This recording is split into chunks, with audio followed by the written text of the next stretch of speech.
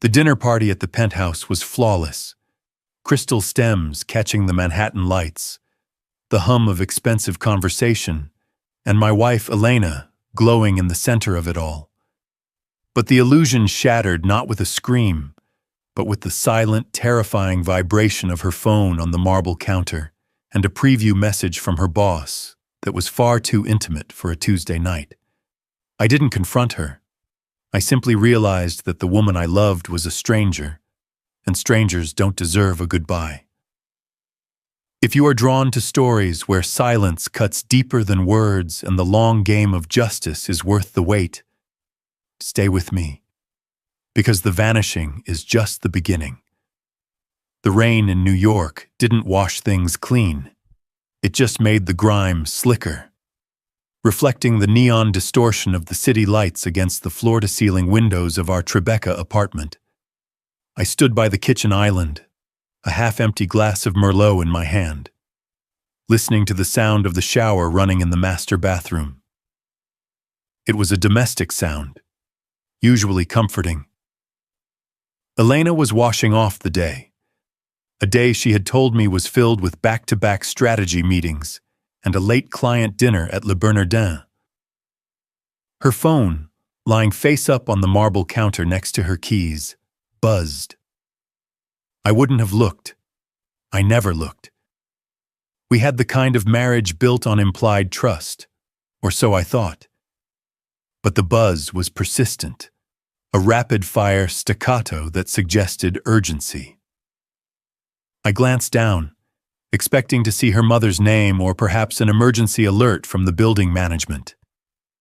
The screen lit up, cutting through the dim, ambient light of the kitchen. Sender, Marcus Thorne. Message, you left your earring on my nightstand. I'm keeping it. The scent of you is still on my sheets. The glass in my hand didn't break. I didn't gasp. The world didn't tilt on its axis. Instead, a strange, cold clarity washed over me, instantly freezing the blood in my veins. It was a physical sensation, like stepping out of a warm house into a blizzard without a coat. Marcus, her CEO, the man who had slapped me on the back at the Christmas party 2 weeks ago, praising my patience with Elena's long hours. Another buzz. Sender, Marcus Thorne. Message, he doesn't suspect a thing, Elle. Stop worrying. See you at the office. I set the wine glass down. My hand was remarkably steady. The shower stopped. I heard the squeak of the glass door opening, then the muffled sound of Elena humming a tune, something soft and light, completely at odds with the devastation sitting on the kitchen counter. I looked around the apartment, the Architectural Digest living room, the photos of us in Bali and Paris lining the hallway, the life we had curated for 7 years. It all felt like a stage set now. Props, fake walls. If I stayed, I would shout. I would demand answers. She would cry, she would lie. She would say it was a mistake, or that she was confused. Then we would enter the long, humiliating purgatory of counseling and trying to make it work, where I would have to look at her every day and wonder if she was thinking of him. No. The realization was absolute. The Elena I loved didn't exist. She had died the moment I read that text. The woman in the bathroom was a stranger who had been sleeping in my bed. I walked to the bedroom, moving quietly on the balls of my feet. I pulled my Tumi carry-on from the top shelf of the closet. I didn't pack clothes. I packed my passport, my laptop, the external hard drive with my portfolio, and the cash I kept in the safe for emergencies. Ethan? Her voice called out from the bathroom, muffled by the towel she was likely wrapping around her hair. Did you pour me a glass? Just letting it breathe, I said. My voice sounded hollow, distant, like a recording played in an empty room. I walked back to the kitchen. I took off my wedding band. It was platinum, simple, heavy. I placed it directly on top of her phone, circling the notification that was still glowing faintly. I didn't write a note. What was there to say? The text message said it all. He doesn't suspect a thing. I walked to the door, grabbed my coat, and stepped out into the hallway. I didn't look back. I didn't slam the door. I closed it with a soft, definitive click. The elevator ride down took 45 seconds. In that time, Ethan Vance, the devoted husband, ceased to exist. By the time the doors opened to the lobby and the doorman nodded his nightly greeting, I was already a ghost. I walked out into the rain, hailed a cab, and gave the driver the only destination that made sense. JFK, I said. International Terminal. The city blurred past the window, a smear of red taillights and broken promises. I wasn't just leaving my marriage. I was vanishing. The silence in the apartment was heavy, a physical weight that pressed against Elena's eardrums as she stepped out of the bathroom. The air smelled of her expensive lavender body scrub and the faint, lingering aroma of the Merlot she had asked for. "Ethan," she called out, toweling her hair. "Did you verify the reservation for Friday?" No answer. She walked into the kitchen, her bare feet silent on the hardwood. The lights were dimmed low. The bottle of wine stood open, breathing on the counter. Beside it, a single glass sat empty, pristine, untouched. And there, resting directly on top of her illuminated phone screen, was a circle of platinum. Elena stopped. Her breath hitched in her throat. She reached out, her fingers trembling slightly as she picked up the wedding band. It was cold. Beneath it, the screen was dark now, but as she tapped it, the notification history stared back at her. The preview of Marcus's text was still there, a digital smoking gun. "I'm keeping it. The scent of you is still on my sheets." A wave of nausea rolled through her. He had seen it. He hadn't screamed, hadn't thrown the glass against the wall, hadn't dragged her into a fight she had been subconsciously rehearsing for months. He had simply erased himself. She ran to the closet. The gap on the top shelf where his luggage usually sat looked like a missing tooth. His drawers were open, void of the essentials but leaving behind the sentimental clutter, photos, books, gifts, as if they meant nothing to him anymore. "Ethan!" She screamed his name then, the sound tearing through the perfect acoustics of the apartment, answered only by the hum of the refrigerator. 2 days later, the police detective stood in the center of her living room, looking bored. He closed his notebook with a snap that sounded like a judgment. "Mrs. Vance, your husband's passport was scanned at JFK International 48 hours ago. He withdrew a significant amount of cash from your joint safe deposit box, which he had access to, and his personal accounts have been closed." The detective looked around the opulent room, his eyes landing on Elena's pale face. "He didn't meet with foul play. He left. There's a difference." "He wouldn't just leave," Elena whispered, though she knew it was a lie. "Without a word?" "Men leave, ma'am," the detective said, putting his pen away. "Sometimes they just walk out." When the door closed behind the officer, the reality settled in. She was not a widow. She was something worse, a woman discarded without a backward glance. Marcus arrived an hour later. He didn't knock. He used the spare key she had given him a month ago, a violation she had permitted in the thrill of the affair. He found her sitting on the floor of the closet, holding one of Ethan's old sweaters. "He's gone, Elle," Marcus said. His voice wasn't gentle, it was pragmatic. He crouched down, taking the sweater from her hands and tossing it into a corner. "Stop acting like this is a tragedy. It's a solution." "He saw the texts," she said, her voice shaking. He knows what we did." "He saw the texts and he ran," Marcus corrected, pulling her to her feet. His grip was firm, possessive. "A strong man would have fought for you. A strong man would have punched me in the face." "Ethan?" He folded. He ran away because he knew he couldn't compete. Marcus cupped her face, forcing her to look at him. His eyes were dark, confident, devoid of any guilt. "You didn't lose anything that was real, Elena. You just shed some dead weight. Now you and I can stop hiding. We can build the empire we talked about." Elena looked into Marcus's eyes, desperate for absolution. She wanted to believe him. She wanted to believe that Ethan's silence was cowardice, not dignity. Because if it was dignity, then she was the villain in this story. "Okay," she whispered, leaning into him. "Okay." She let Marcus lead her out of the bedroom, away from the empty spaces Ethan had left behind. Weeks turned into months. Months bled into years. Ethan's name was spoken less and less, eventually becoming a taboo subject at dinner parties. Elena removed the photos from the hallway. Marcus moved in. They merged their assets. They merged their lives. Sterling Media grew. Elena became a partner.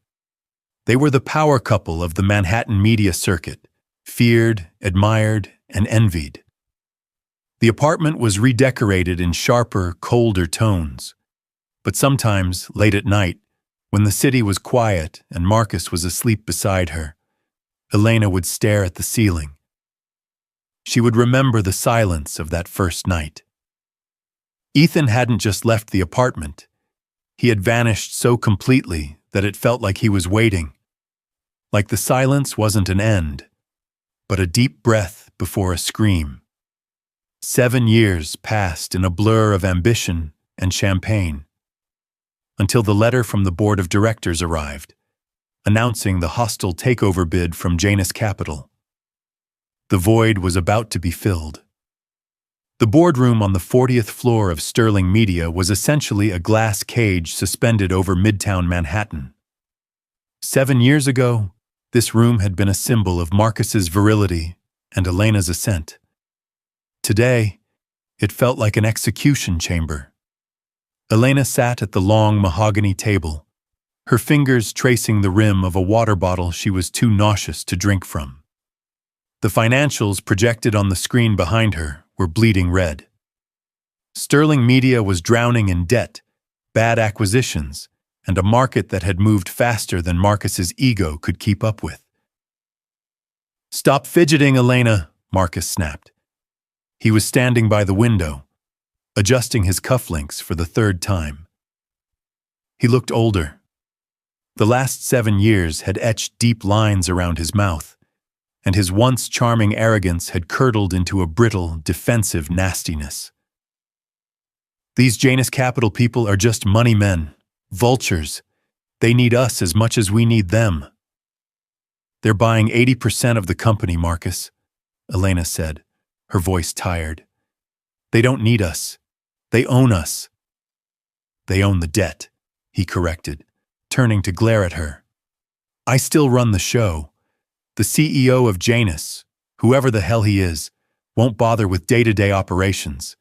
He's probably some old money ghost who lives in Switzerland." The double doors swung open. The room temperature seemed to drop 10 degrees. A team of 4 lawyers entered first, moving with the synchronized precision of a military unit. They wore charcoal suits and carried identical leather folios. They didn't smile. They didn't offer handshakes. They simply lined up along the side of the room, silent sentinels preparing the way. "Gentlemen," Marcus said, stepping forward with his practiced salesman smile, extending a hand that no one took. "We were expecting your principal." "Mr. Thorne," the lead attorney said. His voice was dry as paper. "Our CEO prefers to make his own entrances. Please take your seat." It wasn't a request. Marcus stiffened, his jaw tightening, but he sat down next to Elena. Under the table, his knee was bouncing nervously. Elena felt a strange prickle on the back of her neck, a primal instinct, the kind an animal feels when the wind changes direction before a storm. Then, the doors opened again. He didn't stomp in. He didn't stride with the performative energy Marcus always used. The man walked in with a fluid, predatory grace, his footsteps on the plush carpet making no sound. He wore a bespoke navy suit that fit him like a second skin, cut to emphasize broad shoulders and a lean, powerful frame. He stopped at the head of the table. He didn't look at the lawyers. He didn't look at the view. He placed a single, slim tablet on the mahogany surface and looked up. Elena stopped breathing. The face was sharper, the jawline hardened as if chiseled from granite. The soft, artistic gaze of the architect she had married was gone, replaced by eyes that were dark, abyssal, and utterly cold. His hair was shorter, styled with severe precision, flecked with distinguished gray at the temples that hadn't been there 7 years ago. Time seemed to warp. The hum of the projector vanished. The city noise faded. There was only the ringing in Elena's ears. Beside her, Marcus froze. His mouth opened slightly, but no sound came out. He looked like a man trying to process a hallucination. "Ethan?" Elena whispered. The name scraped her throat, barely audible. Ethan Vance didn't flinch. He didn't blink. He looked at Elena, then at Marcus, with the detached curiosity of a scientist examining insects under a microscope. There was no love, no hate, no anger, just a terrifying, absolute zero. "I believe," Ethan said, his voice deeper, resonating with a timbre of authority that commanded the oxygen in the room. "We have some restructuring to discuss." He pulled out the chair at the head of the table, Marcus's chair, and sat down. "Shall we begin?" The ghost had not just returned. He had come to collect the rent. The silence following Ethan's question hung in the air like smoke. Marcus was the first to break it, his survival instinct kicking in with a clumsy, desperate attempt at familiarity. "Ethan," Marcus stammered, a nervous chuckle escaping his lips. He stood up halfway, then sat back down, unsure of the choreography. "My God, we thought you were... This is unexpected. Look, whatever happened in the past..." "Mr. Thorne," Ethan cut in. He didn't raise his voice. He didn't need to. The tone was level, stripped of any warmth, the kind of voice used to dictate autopsy reports. "We are not here to discuss the past. We are here to discuss the fact that Sterling Media has burned through $40 million in operating capital in the last 3 quarters. Ethan tapped the tablet in front of him. The screen behind him shifted instantly, displaying a brutal red-lined graph of the company's stock performance. "Your acquisition of the Kleiner stream was ill-advised," Ethan continued, his eyes locked on Marcus. "You overleveraged the company assets based on projected growth that never materialized. Amateur." The word hung there. Amateur. Elena watched Marcus flinch. In 7 years, she had never seen anyone speak to Marcus like that. He was the king of his little world, surrounded by yes-men and sycophants. Now he looked small. He looked like a child being scolded by a principal. "The market was volatile," Marcus argued, his face reddening. "We took a risk. That's business." "That's gambling," Ethan corrected. "And you lost. Janus Capital is stepping in not as a partner, but as a savior, which means I call the shots. Effective immediately, all executive expenditures over $5,000 require my direct counter-signature. The marketing budget is frozen, and the merger with Kleiner is under review." "You can't freeze marketing," Elena spoke up, her voice trembling slightly. It was the first time she had addressed him directly. "We have the fall campaigns launching next week. If we stop now, we lose the seasonal window." Ethan turned his head slowly to look at her. For a heartbeat, Elna hoped to see a flicker of recognition. Anger, pain, anything. But his eyes were dark mirrors, reflecting only her own anxiety back at her. "Ms. Vance," he said, using her maiden name. The sound of it was a precise surgical strike. He knew she used Thorn professionally now. He was stripping her of that identity. "The campaigns are derivative. I reviewed the decks this morning. They lack vision. Pause them." "But—" "Pause them," he repeated. It wasn't a debate. Ethan stood up. The meeting was over because he decided it was over. The lawyers snapped their folios shut in unison. "I expect a revised restructuring plan on my desk by 8 a.m. tomorrow," Ethan said, buttoning his jacket. "Do not disappoint me." He turned and walked toward the door. The air in the room seemed to rush out with him. "Ethan!" Elena pushed back her chair and ran after him.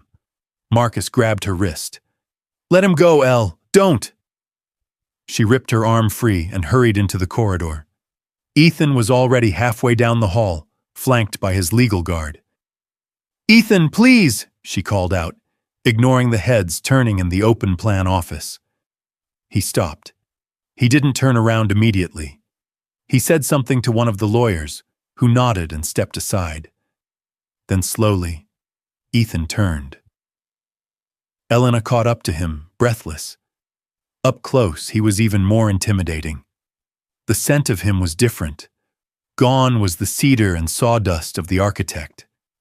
Now he smelled of sandalwood and cold, crisp winter air. Expensive. Distant. "You can't just walk in here and dismantle everything," she whispered, searching his face. "Why are you doing this? Is this about us?" Ethan looked down at her. He checked his watch. A Patek Philippe that cost more than her car. "You overestimate your importance in my portfolio, Elena," he said softly. "This is a business transaction. Sterling Media is a failing asset with potential. I'm here to fix the asset." "I don't believe you," she said, tears prickling her eyes. "You disappeared. You left me." "I left a stranger," Ethan said. His voice dropped, just loud enough for her to hear, intimate yet terrifying. "And I returned to find 2 employees who are bad at their jobs. Have that report on my desk or update your resume." He turned his back on her and walked toward the executive elevator. The doors slid open, he stepped in, and without a backward glance, he pressed the button for the lobby. Elena stood alone in the hallway, the ding of the elevator echoing like a final gavel. The humiliation didn't come with a shout. It came with a memo. At 7 a.m. on Monday, 3 days after the acquisition was finalized, Elena arrived at Sterling Media to find 2 men in blue jumpsuits clearing out her corner office. Her awards, her framed degrees, and the orchid she had meticulously kept alive for 3 years were sitting in cardboard boxes in the hallway. "What are you doing?" she demanded, dropping her dripping umbrella. "This is my office." "Not anymore," a voice said from behind her. She turned to see Ethan's new personal assistant, a sharp-faced woman named Chloe, who looked at Elena with barely concealed pity. "Mr. Vance has ordered a reallocation of floor space. The executive suites are being converted into a war room for the forensic accounting team Janus Capital has flown in." "Forensic accounting?" Elena repeated, her stomach tightening. "And where exactly are Mr. Thorne and I supposed to work?" Chloe pointed down the hall, past the glass-walled offices, toward the bullpen, the open-plan area usually reserved for junior copywriters and interns. 2 desks had been cleared in the back corner, near the noisy break room and the server closet. "Temporary stations," Chloe said, though her tone suggested permanence. "Mr. Vance believes that leadership should be accessible." The demotion was physical, spatial, and brutally public. When Marcus arrived 20 minutes later, he threw a fit that could be heard from the elevators, kicking a box of files and threatening to sue. But by noon, he was sitting at the cramped desk, aggressively typing on his laptop, his face a mask of red-hot fury. The real torture, however, began in the afternoon strategy meeting. Elena had spent the weekend redoing the marketing proposal. She had poured everything into it: market analysis, demographic shifts, projected ROI. It was brilliant work, the kind that used to make Marcus brag about her to his golf buddies. She wanted to prove to Ethan that she was still valuable, that she wasn't just part of the debt. She stood at the front of the conference room, a smaller, windowless room on the 30th floor this time, and delivered the pitch of her life. She spoke with passion, her eyes occasionally flicking to Ethan at the head of the table. He didn't look at the screen. He didn't take notes. He spent the entire 20 minutes slowly dismantling a pen and putting it back together. When she finished, the room was silent. Marcus gave a supportive nod, desperate for a win. Ethan finally looked up. "Is that it?" "Yes," Elena said, her confidence faltering. "The Q4 projections show a 20% increase if we pivot to—" "It's pedestrian," Ethan said. He didn't sound angry. He sounded bored. "It's the kind of safe, unimaginative thinking that put this company $40 million in the hole. You're trying to sell luxury to a market that's moved on to authenticity. You don't understand the consumer anymore, Miss Vance. Maybe you never did." "That's unfair," Marcus interjected, his voice tight. "Elena is the best strategist in the city." Ethan turned his gaze to Marcus. "And yet, here you are, bankrupt." He stood up, signaling the end of the meeting. "Scrap the proposal. I want the junior team to take a crack at it. Ms. Vance, you will supervise their coffee runs and ensure they have the data they need. Do not interfere with the creative process." He walked out. Elena stood frozen, clutching the clicker. The junior staff avoided eye contact, shuffling out of the room as fast as they could. "He's doing this on purpose," Marcus hissed, walking up to her. He grabbed her arm, his fingers digging in hard enough to bruise. "He's enjoying this, humiliating us." "I know," Elena whispered. "It's because of you." Marcus spat, his voice dropping to a venomous whisper. "He doesn't care about the money. He hates me because I took you. This is your fault." He shoved past her, storming out of the room. Elena remained alone in the windowless box. The hum of the ventilation system sounded like a slow suffocation. She realized then that Ethan wasn't going to fire them. Firing them would be mercy. He was going to keep them here, in this glass cage, and watch them tear each other apart. The forensic accountants were like termites. They moved slowly, chewed through everything, and left nothing but dust in their wake. For 2 weeks, the gray suits, as the staff called them, had been dismantling Marcus's legacy one receipt at a time. Marcus was not handling the dissection well. It was 9 p.m. on a Thursday.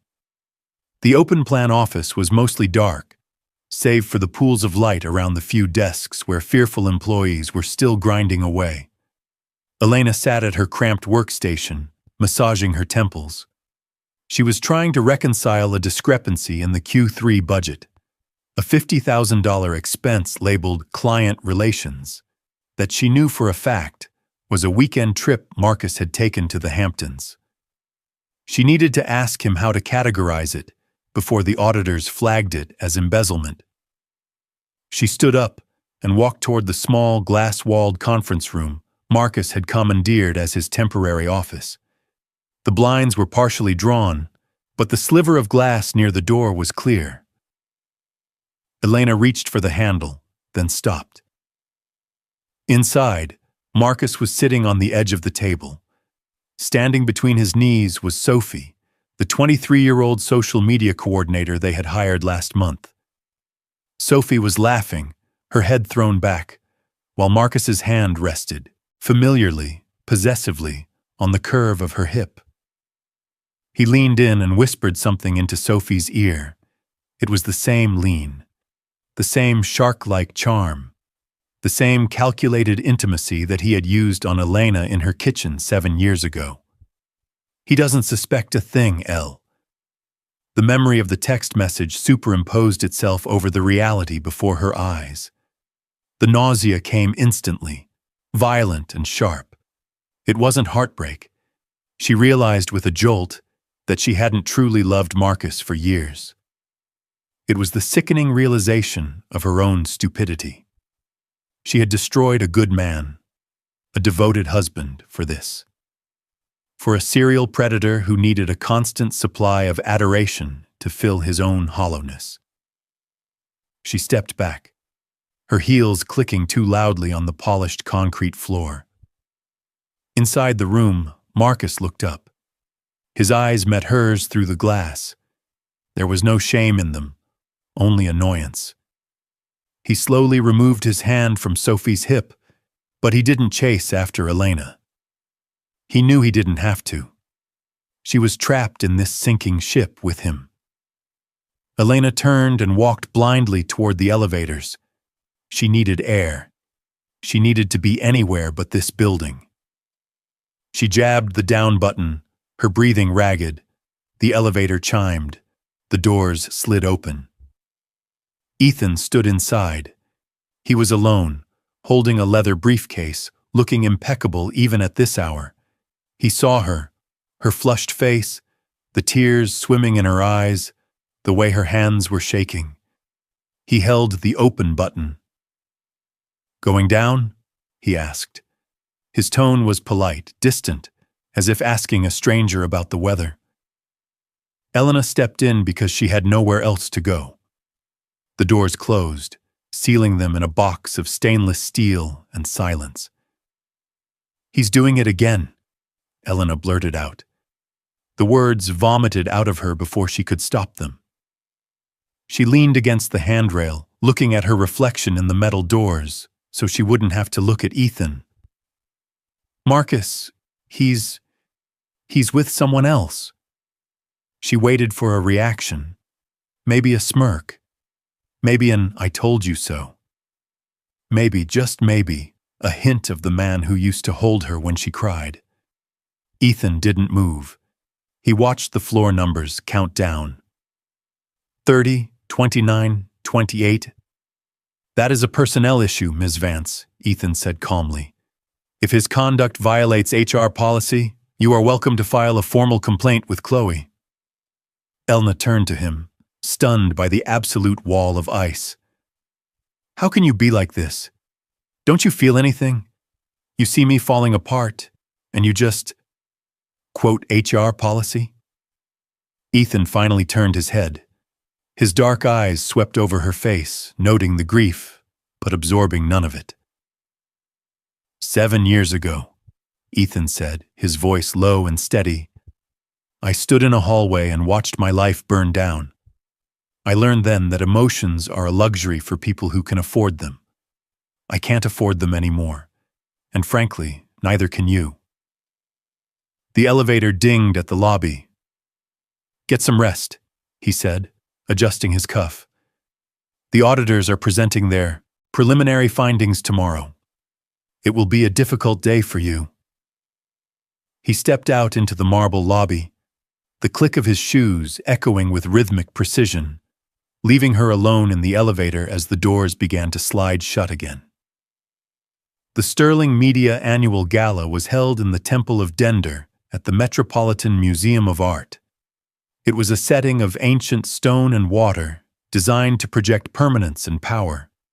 Two things Marcus Thorne was rapidly losing hold of. The atmosphere was brittle. Waiters circulated with trays of champagne, weaving through a crowd of investors and industry titans who whispered behind their hands. Everyone knew about the acquisition. Everyone sensed the blood in the water. Elena stood near a sandstone column, clutching a flute of sparkling water. She wore a black velvet gown that felt more like mourning attire than a party dress. Across the room, Marcus was holding court, his voice too loud, his laughter too manic. He was drinking heavily, his arm draped around Sophie, parading her as if defying the inevitable. At 9 p.m. the lights dimmed. A spotlight cut through the darkness, illuminating the podium. Ethan walked onto the stage. The applause was polite, restrained. He adjusted the microphone, his tuxedo immaculate, his expression unreadable. He looked out at the sea of faces, his eyes briefly finding Elena in the shadows before moving on. "Ladies and gentlemen," Ethan began, his voice echoing off the ancient walls. "Tonight was meant to celebrate a merger, a new beginning for Sterling Media." He paused. The silence in the room deepened. "However," Ethan continued, "integrity is the foundation of any architecture, be it a building or a corporation.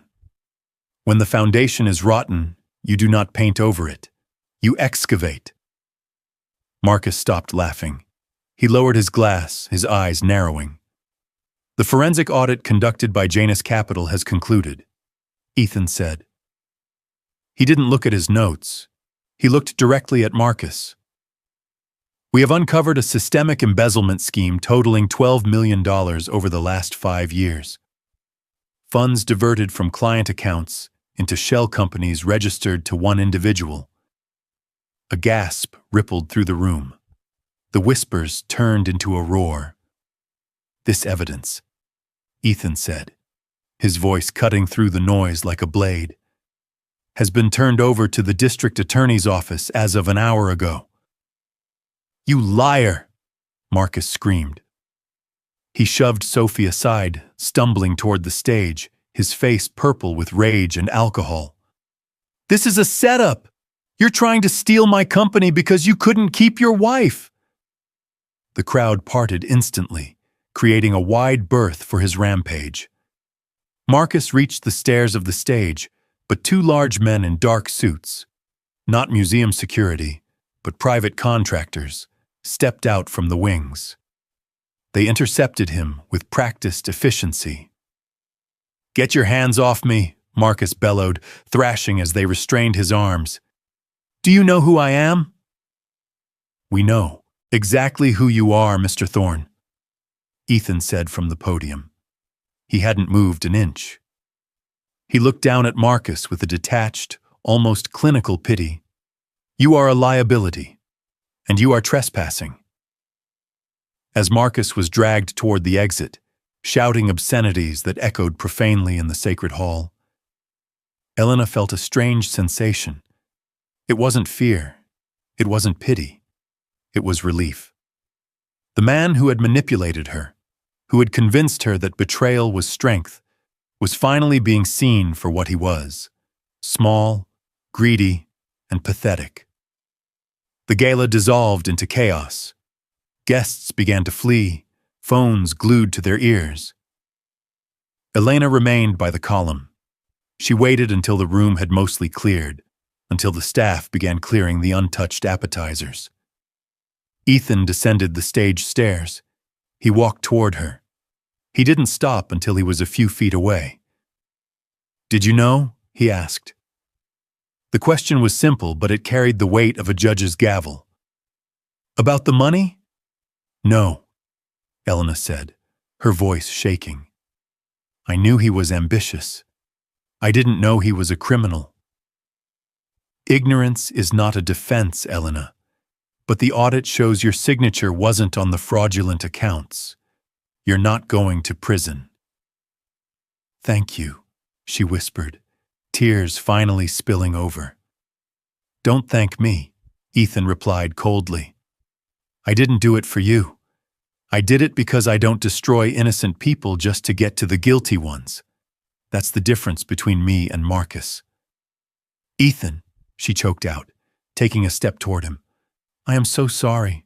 For everything. For 7 years ago. I was weak. Yes, Ethan said. He looked at her, and for the first time, the mask slipped just a fraction. Beneath the CEO's armor, she saw the ghost of the husband she had lost, a flicker of profound, exhausted sadness. You were, and that is why we are here. He checked his watch. My driver is waiting. You should go home, Elena. There is nothing left for you here. He turned and walked away, his footsteps fading into the vast, empty hall, leaving her alone with the ruins of the life she had chosen. 3 weeks later, the rebranding of Sterling Media began. The gold lettering in the lobby was pried off the wall, leaving faint, ghost-like outlines on the marble where the name had been. Elena packed the last of her belongings into a single cardboard box. It was a lighter load than she expected. 7 years of climbing the corporate ladder, of sacrificing weekends and morals, had boiled down to a stapler, a few notebooks, and a stress ball. The office was quiet. Most of the senior staff had been let go or had resigned in the wake of Marcus's indictment. The new team from Janus Capital was already moving in, young, hungry, and completely indifferent to the history of the building. Elena picked up her box. She could have walked straight to the elevator, but her feet carried her down the hall to the corner office. The door was open. Ethan stood by the window, looking out at the Hudson River. The gray winter light washed over him, softening the sharp angles of his suit. He didn't turn when she knocked on the doorframe, but she knew he sensed her presence. I left my pass card with security, Elena said softly. I'm going. Ethan turned slowly. The cold, predator's edge he had worn since his return was gone, replaced by a quiet, settled calm. He looked at the box in her arms, then up to her eyes. Where will you go? He asked. It wasn't a challenge. It was a simple question. Upstate, maybe, she said, shifting the weight of the box. My sister has a place in Beacon. I need to figure out who I am when I'm not trying to be someone important. She took a breath, the question that had been burning in her chest finally finding its way out. Ethan, did you ever think, even for a second, that we could... No. He cut her off gently. There was no malice in his voice, only the absolute finality of a closed book. The man who loved you, Elena? He's gone. I didn't kill him.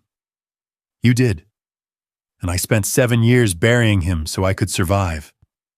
I miss him, she whispered, a tear escaping. I missed him too for a long time, Ethan admitted. He walked over to his desk, picked up a file, and placed it in a drawer. But I like who I am now. I built this version of myself out of necessity, but it's real, and this version doesn't belong to you. He walked around the desk and stood in front of her, keeping a respectful distance. You are free, Elena. Marcus is gone. The debt is paid. Don't waste the rest of your life looking backward. It's a bad view. Elena looked at him one last time. She wanted to touch his arm, to bridge the gap of 7 years and 1,000 lies, but she kept her hands on the box. He was right. The distance between them wasn't measured in feet. It was measured in scar tissue. Goodbye, Ethan, she said. Goodbye, Elena. She turned and walked out. The sound of her heels faded down the corridor, followed by the soft ding of the elevator. Ethan listened until the silence returned. He didn't feel triumph. He didn't feel joy. He felt weightless. He walked back to the window. Below him, the city of New York sprawled out like a vast electric circuit board, pulsing with millions of stories, millions of secrets. For 7 years, he had been a ghost haunting these streets, driven by a singular purpose. Now, the haunting was over. He checked his watch. He had a meeting with the architects for the new headquarters in Tokyo in an hour. Ethan Vance buttoned his jacket, took one last look at the skyline, and turned away from the window. He walked out of the office, closing the door firmly behind him. The past was dead. The future was waiting.